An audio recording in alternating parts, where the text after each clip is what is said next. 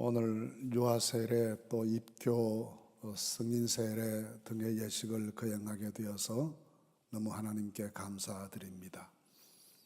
언젠가 어느 교계 신문사의 기자가 제게 그렇게 물었습니다. 목사님 목회하시면서 제일 기뻐하는 날이 언제이십니까? 그래서 세례 베푸는 날이라고 대답했습니다.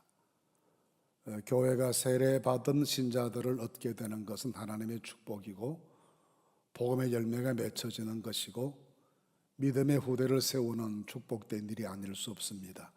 이 축복된 은혜를 우리에게 허락하신 하나님께 감사드립니다.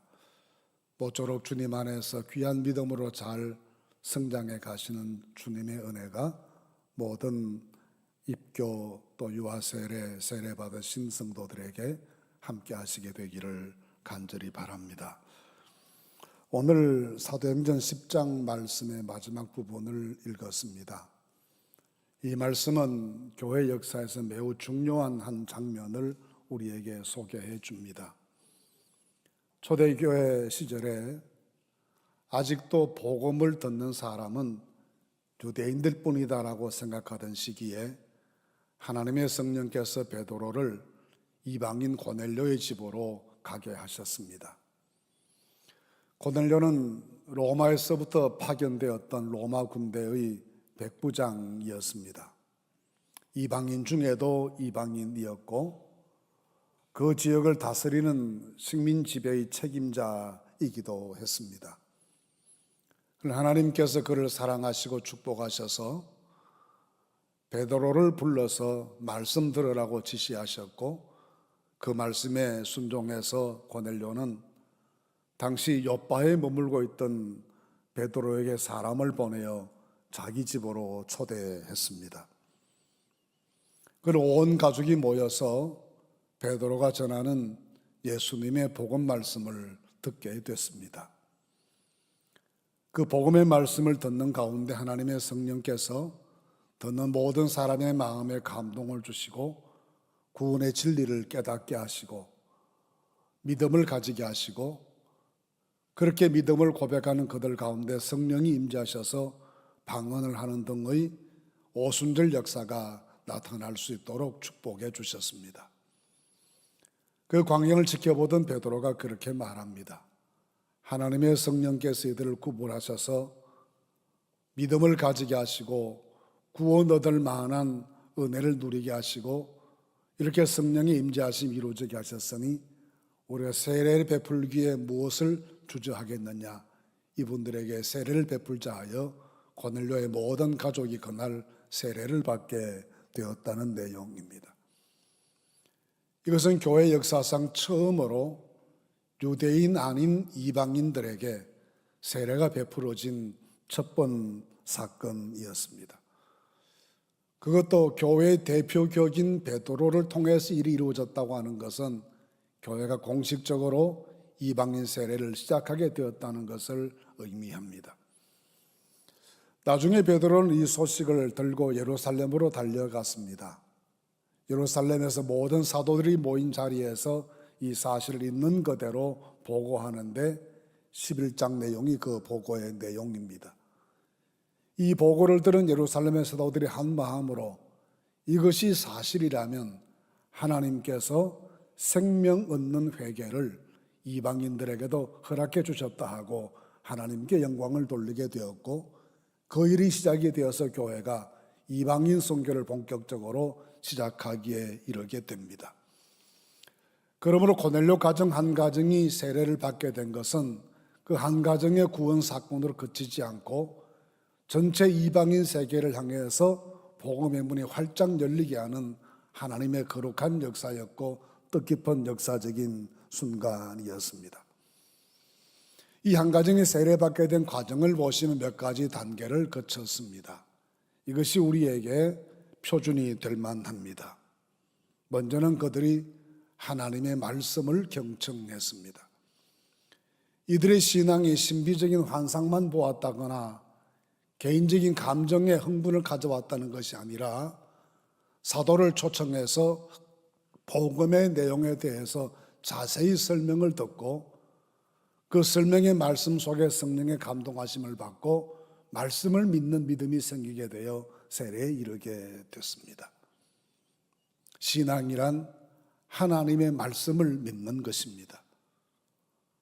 보이지 않는 하나님을 믿는 것인데 말씀에 기록된 대로 믿는 것입니다. 경험해 보지 못한 천국을 믿는 것인데 말씀에 기록되었으니 믿는 것입니다. 우리 구원도 마찬가지입니다. 내가 구원받은 것을 무엇으로 확정할 수 있겠습니까? 혹 어떤 사람은 마음이 평안한 것을 보니 구원받았다고 말합니다. 그러나 평안한 마음은 쉽게 바뀔 수가 있습니다. 기분이 좋은 것을 보니 구원받은 것 같다고 말하는 기분이 안 좋아질 수도 있습니다. 그러나 우리가 구원받은 확정은 예수 그리스도를 구주로 믿는 사람을 하나님께서 구원하시고 영생케 하신다고 말씀하셨기 때문에 그 말씀대로 믿는 것입니다. 고넬료 가정은 말씀대로 믿었습니다. 그래서 구원에 이르는 은총을 누리게 됩니다. 둘째는 성령을 순순히 받아들였습니다.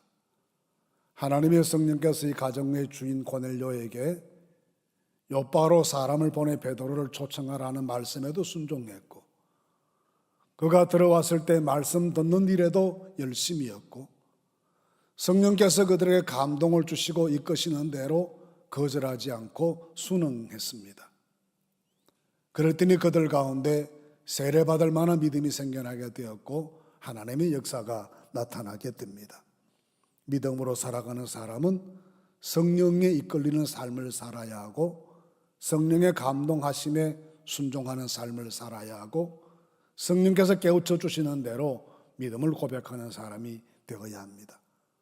언제나 우리 세례받은 사람들은 성령 안에 살아가는 성령의 감동과 인도하심 속에 돌보심 속에 성장해가는 그런 삶을 살아야 합니다.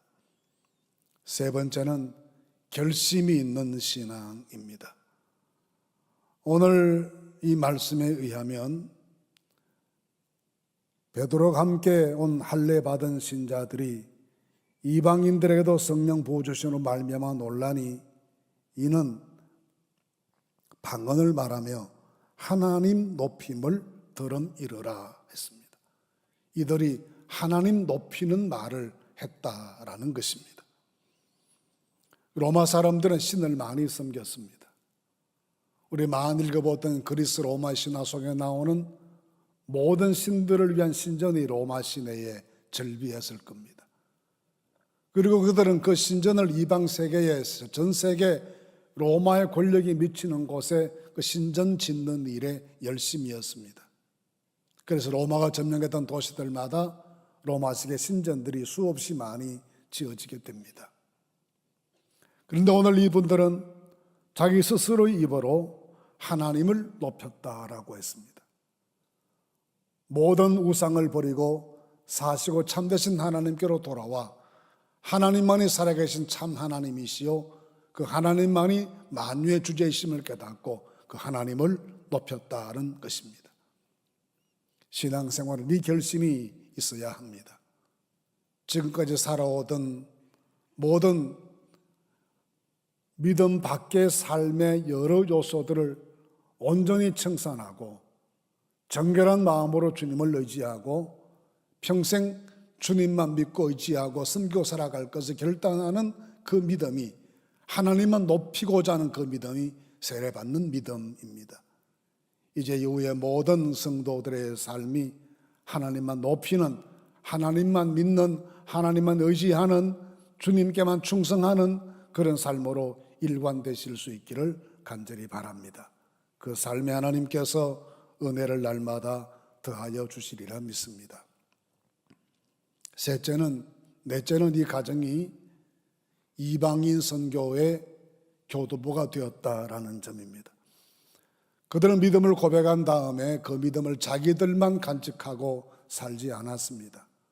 고넬료는 1세기 교회의 중요한 지도자들이 되어서 지금 시리아 지역으로 진출하고 그 지역의 여러 지역에서 교회를 세우고 성도들을 돌아보는 훌륭한 교회 지도자로 훗날 변신합니다.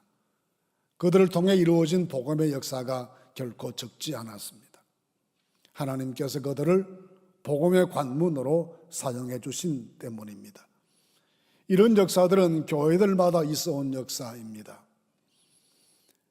세계에서 가장 먼저 기독교를 국교로 인정한 나라가 아르메니아 공화국입니다. 이 아르메니아의 복음을 전하는 사람들은 데살로니가 교회의 성도들이었습니다. 데살로니가 교회 지도자들이 아르메니아의 복음을 전했고, 아르메니아 복음을 받아들이면서 가장 먼저 기독교를 국교 삼은 나라가 되었습니다. 훗날 이슬람의 공격 때문에 수많은 순교자가 나왔지만 지금도 여전히 견고한 기독교 국가로 남아 있습니다. 먼저 믿은 사람들이 믿음의 문을 열고 자신들을 선교의 교두보로 하나님께 바쳤을 때 하나님께서 한 민족들이 구원받게 하시는 역사를 이루어 주셨습니다. 고넬료 가정은 그렇게 이방인 선교의 가장 중요한 가정으로 쓰임받는 은혜를 누렸습니다. 세례받고 구원받은 우리들이 스스로의 구원에 만족하지 않고 또 다른 구원 복음의 문을 활짝 여는 하나님 선교의 도구로 쓰여질 것을 자원하고 헌신하는 축복이 이루어질 수 있기를 간절히 바랍니다. 말씀 중심의 신앙이었습니다. 성령에 감동된 신앙생활을 했습니다. 지금까지 이방신을 섬기는 것을 온전히 버리는 결단이 있었습니다. 그리고 자신들을 하나님 나라 위에 바치는 헌신의 가정이 되었습니다. 그리하여 하나님께 영광이 된 것입니다. 우리 모두는 이미 세례받은 사람들이고 앞으로 세례받을 사람들입니다. 이 믿음을 잘 간직하셔서 우리를 통해 이루어 가시는 하나님의 구원 역사가 만방에 확장되는 영광을 함께 누리실 수 있기를 간절히 바랍니다. 오늘 세례받고 입교하신 모든 분들을 통하여 하나님께서 큰 구원의 역사를 우리 주변의 먼 이방에 이루어 주시기를 진심으로 기원합니다. 하나님께서 모든 성도들에게, 특별히 세례받고 입교하신 모든 분들에게 은총과 능력을 갑절로 더해 주시기를 간절히 바랍니다.